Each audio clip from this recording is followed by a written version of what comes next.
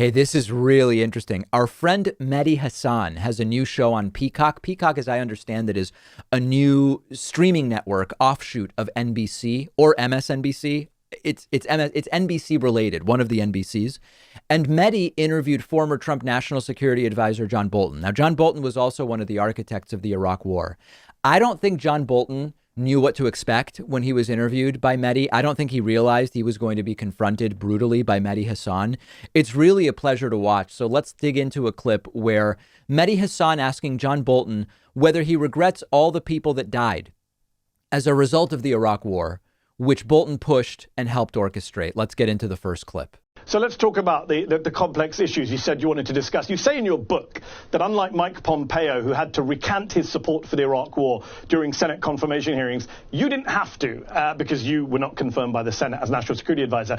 And correct me if I'm wrong, you don't have any regrets. You never have apologized for the Iraq War, unlike a lot of other former supporters of it like Joe Biden. So what I'm wondering is, all those thousands of people who died in Iraq, all of those innocent Iraqi civilians, men, women, children, killed by U.S. airstrikes, some of them in massacres at Haditha, Mahmudiyah, Balad.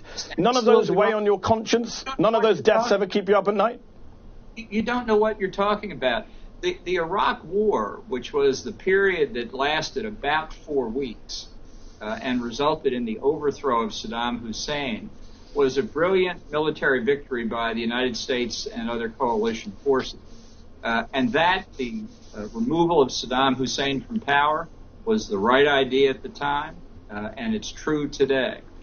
Where the United States made a mistake, and I've said this repeatedly over the years, was in the period following the overthrow of Saddam Hussein. I do not think we should have set up a coalition provisional authority. I think we should have kept our troops in Iraq for a lot of reasons, but I think we should have turned responsibility for the government over to Iraqis as soon as possible. You do not increase a people's political maturity by making decisions for them. You increase their political maturity by making them make decisions for themselves. So people talk about the Iraq War as though it started in 2003 and lasted until 2011 when Obama withdrew everybody, as if every single decision in that 8-year period followed inevitably, unalterably, from the single decision to invade in 2003. And that's simply not right. This is super interesting because it's a really cynical way of looking at the war when John Bolton says, listen, the war was 4 weeks. It was a single military operation and we won it. Everything else that happened is not the war. It's other stuff and decisions made by other people. This is like saying, listen, Vietnam itself didn't really cause that much chaos. Endless numbers of veterans needing treatment for life and political problems.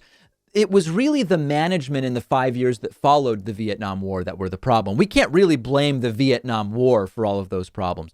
Well, would any of that have been an issue if we didn't go into Vietnam in the first place? So when John Bolton says it was a 4-week thing that went fine as a military operation, everything else wasn't the Iraq War, including all the troops and civilians that died after the 4 weeks, it's laughable. Imagine a surgeon saying, listen, the brain surgery itself went fine. I mean, okay, as a result, the patient had 3 years of complications and bad outcomes, but that other doctors were dealing with that. The surgery itself was fine. Any reasonable person would say these are the complications that are part of the package. When you decide to do the surgery, you own the complications as well.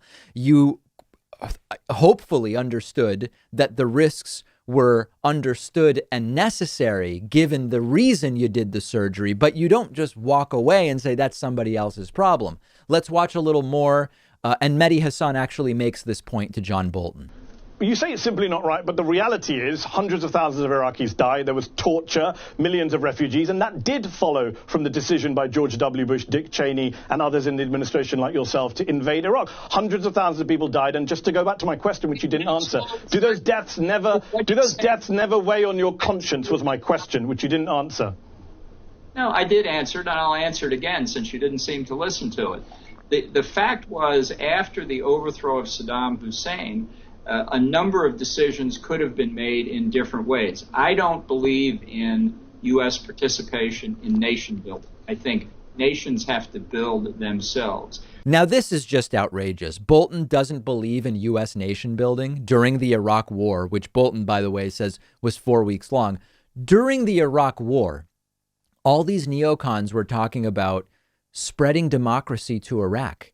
And he now says he doesn't believe in nation building, and he wasn't the guy involved in those decisions.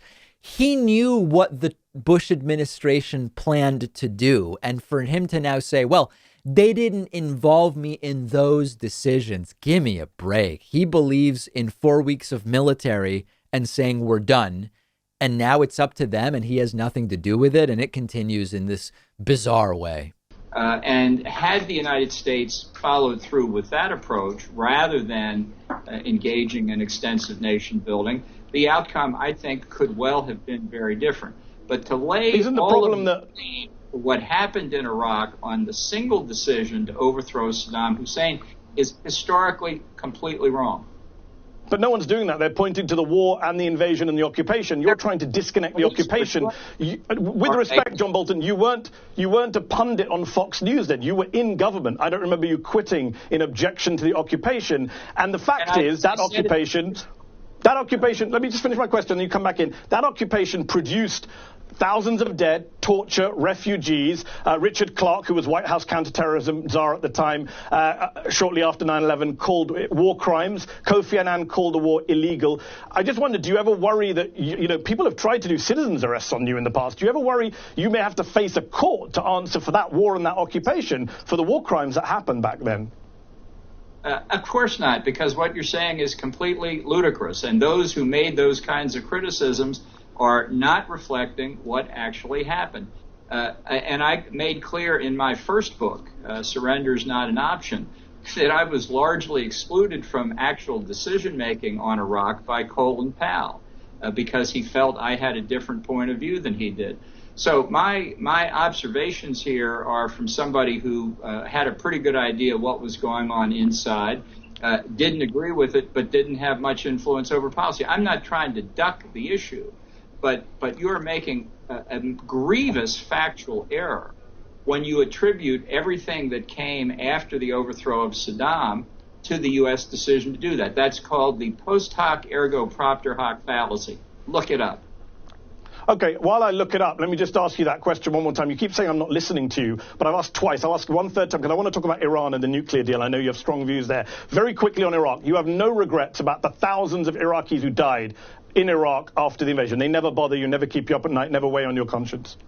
I didn't say that at all. And what I'm saying is that the actual casualties in the overthrow of Saddam Hussein... I understand that, but you're still not answering the question. So I think you get the picture there of how that all went. Not well, super interesting. And I've been watching clips of the Mehdi Hasan show. He's very good at this. And we are going to continue following and seeing what other interviews he lands. But this is very, very interesting. And I encourage you to watch the full interview because seeing John Bolton, listen, there's no denying John Bolton is an intelligent guy and that John Bolton is a very articulate advocate for his completely harebrained neoconservative foreign policy. You can't watch and say this guy's an idiot, particularly when you can compare him to the people in power right now, including Donald Trump.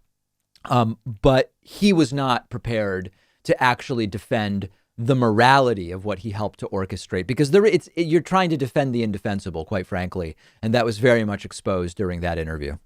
If you've been watching the show, you've probably heard me talk about how much I love my Helix mattress. Well, I was really excited to hear that Helix has launched a new company called Allform, which makes premium, customizable sofas and chairs with the same level of quality and comfort that I expect from these guys. And Allform is one of our sponsors today. They're giving you 20% off at allform.com/Pakman. They actually sent me a couch, which I put in my living room at home. It's now my favorite piece of furniture in the house. It took me just minutes to set it up. It's solidly built. It's huge. It's roomy.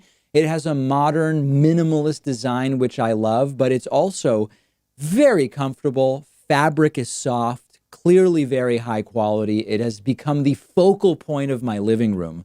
Their prices are very reasonable. And when you get a new sofa or chair, you get 100 days to decide if you want to keep it. And the best part is everything comes with a lifetime warranty. Stop buying poorly made furniture. Go to customize your own Allform sofa or chair right now and get 20% off your entire order when you get there by going to allform.com/Pakman.